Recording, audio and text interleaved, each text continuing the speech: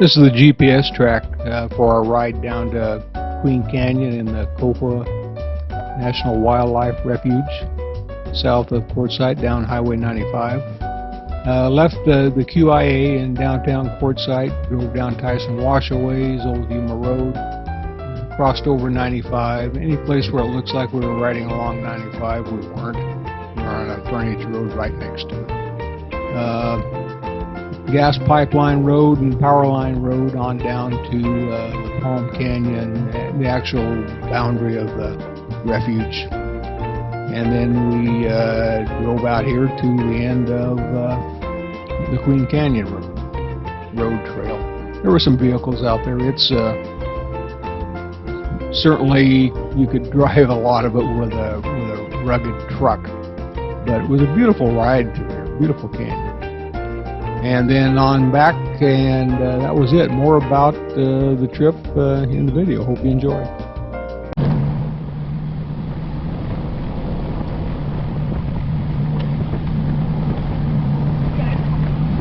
On our way down to Queen Canyon, we're riding with a group today out of Quartzite, the Arizona Sunriders OHV Club. I think there's maybe 8 or maybe 10 rigs in the group today. This is one of their first rides of the season. And here we are up at the Palm Canyon kiosk, which is really the boundary of the wildlife refuge.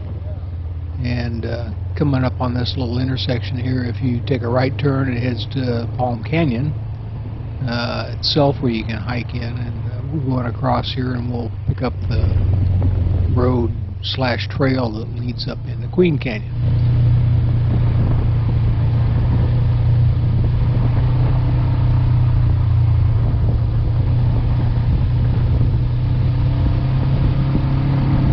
This group that we're riding with today, the Arizona Sunriders OHV Club, they really are an active group. They have rides on, I believe it's Tuesdays, Thursdays, and Saturdays throughout the season, which is fall, winter, and early spring. And but anyway, they've got a really pretty good Facebook page for the group. If I knew how to put a link to it, I would, but you can find it pretty easy. Great group of people, and this turned out to be our first ride with them and our only ride with them. But it wasn't because of any reasons why we didn't want to, but we had some other things going on that we didn't have the time or the ability to go with them on some of the other rides. Pretty good group. Everything would have been fine, but I forgot to put my earplugs in the server. Forgot about it.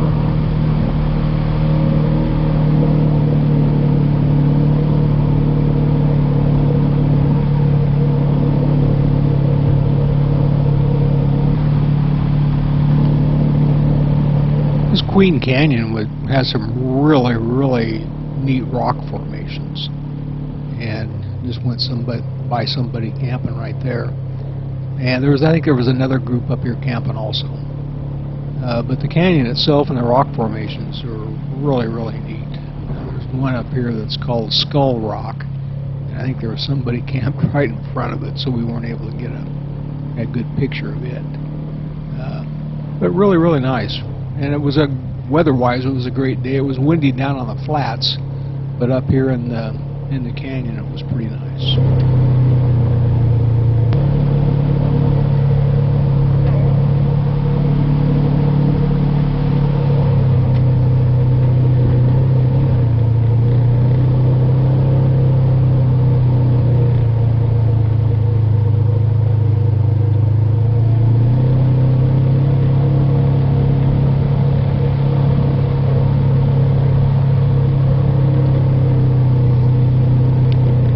Teresa was driving, I think, on the way up here.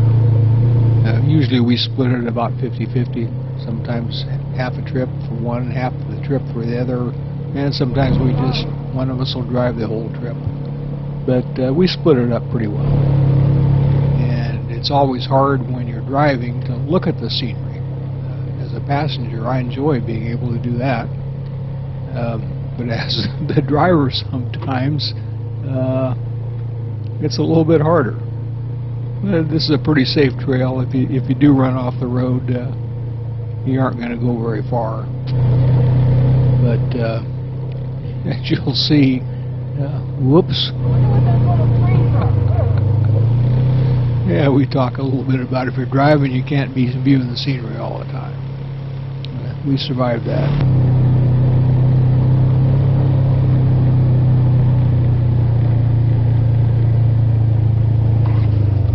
This is the end of the road right here. I think the little sign says something about wilderness values. I don't know, I can't read it now, but once upon a time the road used to go on and tie in with some other roads, but not anymore. Whatever. It was still a nice drive up in here. We stopped here for a little break, and I don't remember whether we ate lunch here or not. We might have. But pretty soon we get back on the road and head back out again.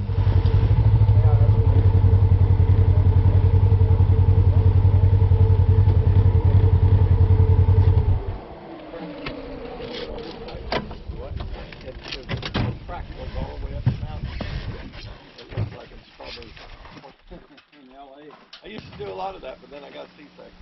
Everybody getting out to stretch a little bit. There's Teresa with her blue windbreaker on. You can see there is still a breeze there in the canyon with the flags flying around. And you can just see my right or left arm around the corner there. But a lot of different rigs. I think that's a Honda Talon in front of us, and there were a couple of other 900s like ours, and of course a lot of people have the 60-inch models now. And I think the guy that was leading the trip was riding a quad, which he must be pretty tough to do that. I mean, before I started riding, how long ago you guys are taking pictures of the trip? Oh, The rocks that they're picking he up. does that most of the time. Yeah. And then he'll make videos at the different times. I can't believe those people camping though. My, our, in front of that one opening. of the kids. You know that first pull off.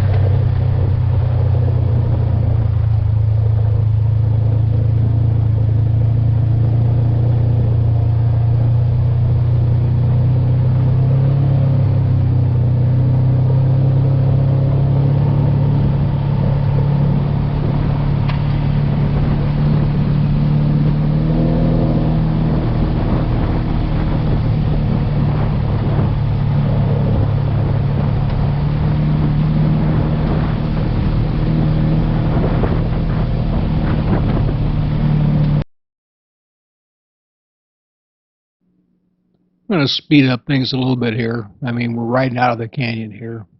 Again, it really was a pretty canyon. I'd like to be up there in the spring and see what there was.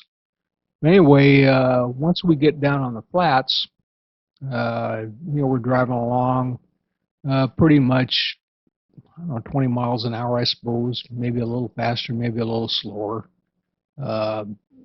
Even some of the pipeline roads, they go down into a small wash and wind back up, so you're slowing down quite a bit. We were in high range or high gear most of the time once we got down on the flats, and we're heading that way now. But anyway, the rig was acting up a little bit. It wasn't really running well, and it's still a brand new rig to us. I think we had less than 50 hours on it, maybe 35 or 40 when we took this ride here.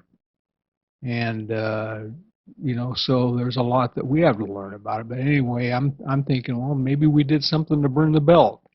We were driving in high range a lot, and a lot of it wasn't at high speed. and you know, maybe we were bogging down and burned it, and it wasn't running real well. We stopped a couple of times for breaks, and it seemed like once it cooled off a little bit, that seemed to run just fine. You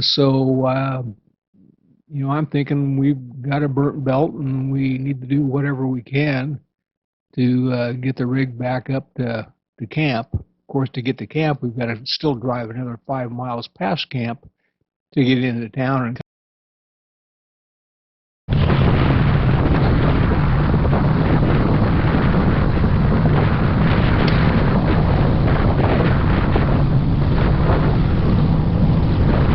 so we're driving along, and everything's going pretty well. It runs fine, no issues.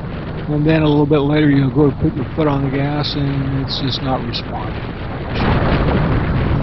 You know, in our mind, it's belt slipping, burned, something with a clutch that just isn't working right.